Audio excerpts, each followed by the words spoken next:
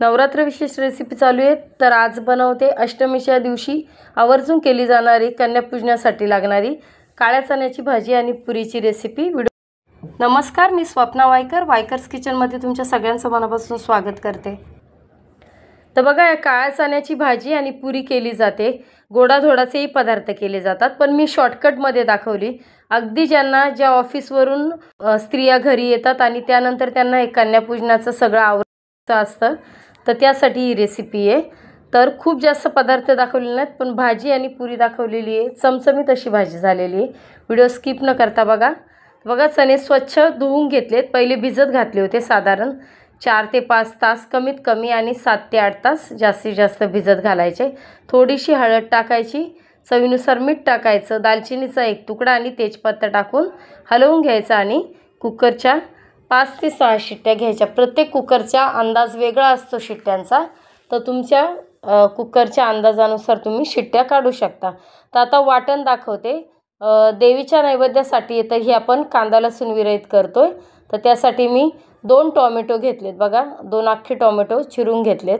कोथिंबीर घेतली थोडीशी देठासहित, 1 इंच अद्रकचा तुकडा, आणि थोडंसं असं सुकं खोबरं घेणार आहे मी। ओलं असेल तरीही चालेल, नसेल तर सुकं खोबरं घ्या, काही एवढा विशेष फरक पडत नाही। खूप छान अशी भाजी होते ह्या वाटणामध्ये।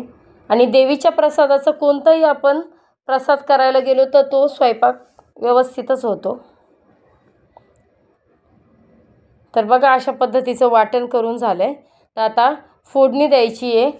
तिकडे कुकरही झालाय आपला शिजून, चणे तयार झालेले आहेत। 1 ते 1.5 पळी मी तेल टाकलेलं होतं। मोहरी जिरी टाकली, कढीपत्ता टाकलेला आहे, हिंग टाकून घ्यायचं आणि लाल तिखट टाकायचं। आता काश्मीरी लाल तिखट टाकते मी 2 चमचे। त्यामुळे कन्यापूजनच्या वेळेस, कन्या म्हणजे लहान, अगदी 8-9 वर्षाच्या मुली असतात आणि त्यांना खूप तिखट नको, म्हणून हे मी फक्त कलरपुरतं लाल तिखट टाकले आणि अर्धा चमचा जो आहे माझा घरगुती गरम मसाला टाकला आहे। त्याने भाजी एवढी तिखट होणार नाही, दिसताना तुम्हाला कलरवर लाल दिसली तरी।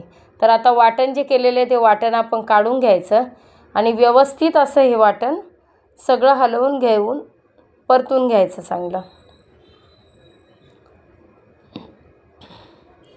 थोडंसं पाणी टाकायचं बघा, आणि वाटण सगळं मिक्स करून घ्यायचं आणि तेल सुटेपर्यंत आपल्याला वाटण परतून द्यायचं आहे।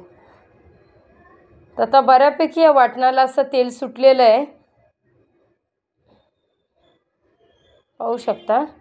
तर थोडीशी हळद मी चण्यामध्ये आधी टाकलेली शिजताना, त्याच्यामुळे थोडीशी हळद टाकलेली, अगदी पाव चमचा, आणि अर्धा चमचा धना पावडर, जी घरगुती माझी धना पावडर आणि गरम मसाला असतो ती टाकलेली आहे। तर झाकण ठेवायचं जरा साधारण, आणि एक वाफ येऊन द्यायची। तोपर्यंत तुम्हाला मी इकडे कुकरमध्ये चणे जसे शिजलेत ते पण दाखवून देते। तर बघा, सहज चणे अगदी दाबले जात आहेत, म्हणजे व्यवस्थित असा मऊसूत, जितकी गरज आहे तितका चणा आपला शिजला गेलेला आहे। खूप जास्त सालं पण नाही निघली आणि एकदम असा कडक पण नाही राहिला। तर तेलही व्यवस्थित भाजीला आपल्या मसाल्याला सुटलेलं आहे। थोडंसं पाणी टाकलं त्याला।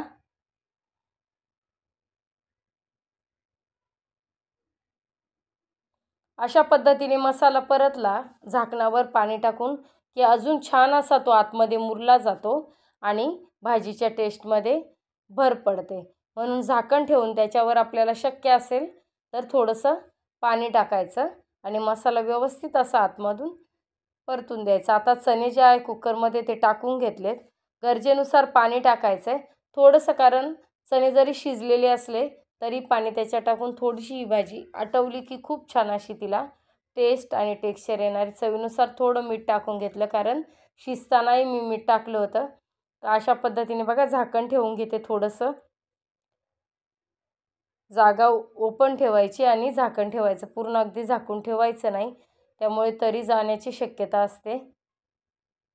तर पाहू शकता, भाजी घट्टही झाली, व्यवस्थित असे चणे शिजले गेलेले आहेत, घट्टसर अशी भाजी झालेली आणि तेलही सुटलंय। तर कोथिंबीर टाकून आपण त्याच्यावर झाकण ठेवून देऊया।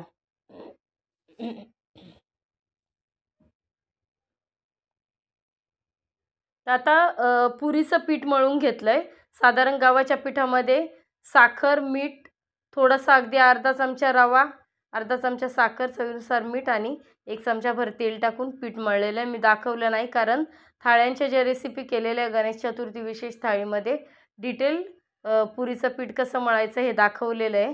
तर तुम्ही तो व्हिडिओ नक्की बघू शकता नैवेद्य थाळीचा. तर बघा अशा पद्धतीने मी एकच मोठी पोळी लाटून घेणार आहे. जी आपल्याला पुरी करायची, कितपत जाड करायची त्या पद्धतीने लाटून घ्यायची. आणि कन्यापूजनासाठी आपण ही थाळी बनवतोय किंवा पुरी भाजी बनवतोय. तर अगदी लहान लहान मुलांना आवडतील अशा टुमटुमीत पुऱ्या करायच्यात, म्हणून मी वाटीच्या आकाराने अशा पद्धतीने ह्या पुऱ्या काढून घेतल्यात, खूप मोठ्या न करता. बरं, आता याच्यात मी गोडाचा पदार्थ ॲड केलेला नाही आहे. तर गोडाचा पदार्थ तुम्ही शिरा किंवा खीर करू शकता. अगदीच काहीच करायला वेळ नसेल तर तुम्ही केळी, सफरचंदही मुलांना काप करून देऊ शकता. तर कढईत तेल ठेवलं होतं. पुऱ्याही सगळ्या लाटून झाल्यात माझ्या. आणि ह्या तांदळाच्या पापड्या ज्या असतात त्या पापड्या तळून घेतल्यात. ज्या लहान मुलांना अशा पापड्या वगैरे कुरकुरीत खायला आवडतात, म्हणून मी अशा पद्धतीने पापड्या तळून घेतल्यात. आणि पुरी जी आहे ती आता आपण तळून घेऊया. कुणीही सहज करू शकेल अशा पद्धतीचं मी दाखवली ही पुरी भाजीची रेसिपी.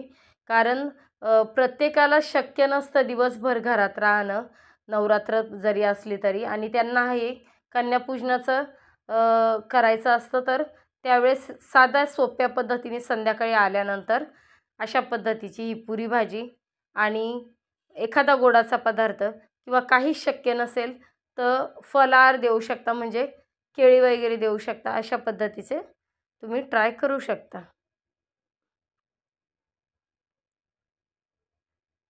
तर बघा, पुरी अजून 2 ते 3 मी तळून घेते आणि आपण ताट वाढून घ्यायचं आहे.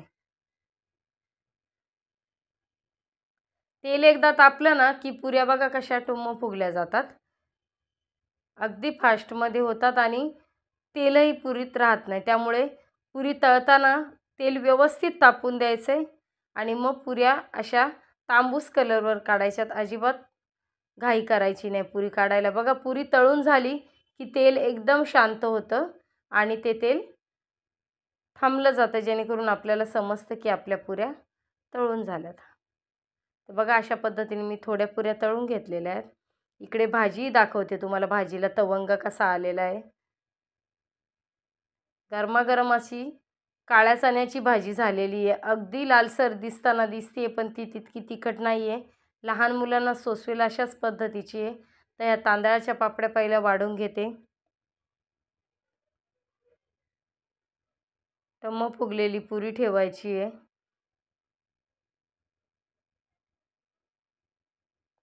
आणि मी काकडी आणि गाजर ठेवलेले आहे सलाडमध्ये. तर ह्या स्टेजला तुम्ही सफरचंदाचे काप, केळीचे काप ठेवू शकता. अवश्य ठेवतात, म्हणजे लहान मुलांना ह्या थाळीमध्ये अवश्य देतात फळं पण. आणि चमचमीत अशी माझी काळ्या चण्याची भाजी झालेली आहे तयार. वरून अद्रक किसून टाकलेले किंवा बारीक असं पातळ चिरून घ्यायचं, कोथिंबीर टाकायची. तर बघा, माझी ही कांदा लसूण विरहित काळ्या चण्याची भाजी आणि पुरीची रेसिपी तुम्हाला कशी वाटली कमेंट्स करून अवश्य सांगा. रेसिपी आवडल्यास लाईक, शेअर, सबस्क्राईब करायला विसरू नका. थँक्यू.